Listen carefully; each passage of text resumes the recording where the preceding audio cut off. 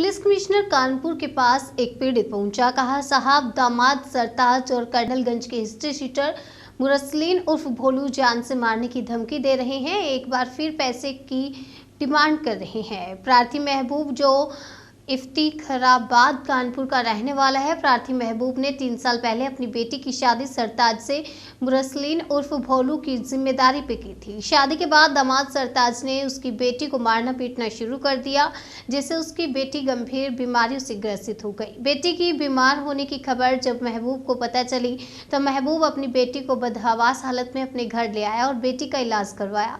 इलाज कराने के बाद बेटी की हालत सुधारने के बाद जब महबूब ने मुरसलीन उर्फ भोलू से संपर्क किया तो मुरसलीन उर्फ भोलू ने पैसे की मांग की और दोबारा घर बसाने की बात कही। तब महबूब ने मुरसलीन भोलू को 5000 रुपये दिए, क्योंकि दामाद सरताज भोलू का सारा काम ठेकेदारी का देखता है, उसका खास गुर्गा है। क्या कुछ पीड़ित ने बताया, आइए आपको सुनाते हैं। हाँ रोल, आज आप कमिश्नर ऑफिस आए हैं, किस शिकायत को लेकर आए हैं? मैं अपनी बेटी की शिकायत को लेकर आया हूँ। मैंने 3 साल पहले अपनी बेटी की शादी की थी 10 फरवरी 2020 को, और 28 फरवरी को मेरी लड़की उनके घर में बीमार हुई अपनी ससुराल में। मैं उसको लेके मानामा हॉस्पिटल में एडमिट हुआ। उसके बाद से मैं बहुत पीड़ित रहा, मुझे बड़ी धमकियाँ दी गई, मैं भागता रहा। मैंने कई बार भोलू और सलीम खान के पास गया, वो उसकी ठेकेदारी, सरताज अहमद लड़का जो है उसकी ठेकेदारी करता है। भोलू ने हमेशा टरकाया और धमकियाँ दी मुझे। मैं हर बात पे जो हूँ घबराता रहा, डरता। मैं बहुत, मेरा कोई बैकग्राउंड अच्छा नहीं ना, मैं पीछे मेरे कोई है ही नहीं, मैं अकेले अपने घर का खर्च चलाता हूँ मजदूरी करके। लेकिन जब नहीं मिला, कल मैं फिर उनके पास पहुँचा, मुझे बुलाया गया तो कहने लगे 65,000 रुपया ले लो और चले जाओ यहाँ से, ख़त्म करो रिश्ता, नहीं तो तुम्हारी लड़की को मार डालेंगे। तो सरताज अहमद साहब ने कहा, भैया ये कौन सी बात हुई, मेरी लड़की की ज़िंदगी बर्बाद कर दी। तो कहने का, हमने क्यों बर्बाद की, तूने खुद अपनी लड़की की ज़िंदगी बर्बाद करवाई है। और उसके बाद उसने कमर पर यूँ हाथ करके कहा कि जब बताए था ले क्या, तो उधर से भोलू की आवाज़ आई कि मार दो, देखा जाएगा जो होगा। ये कहा, मैं किसी तरह से वहाँ से निकला और वहाँ से आके मैं हिम्मत जुटा नहीं पा रहा था यहाँ आने के लिए। तो मैंने फिर किसी तरह से हिम्मत जुटाई और न्याय के लिए हम यहाँ कमिश्नर साहब के पास आए हैं।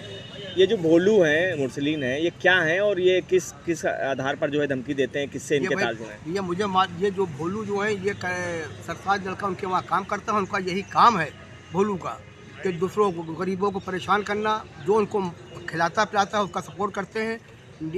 न्याय कतई नहीं किसी को नहीं दिलाते हैं, ये चीज़ है उनका एक काम।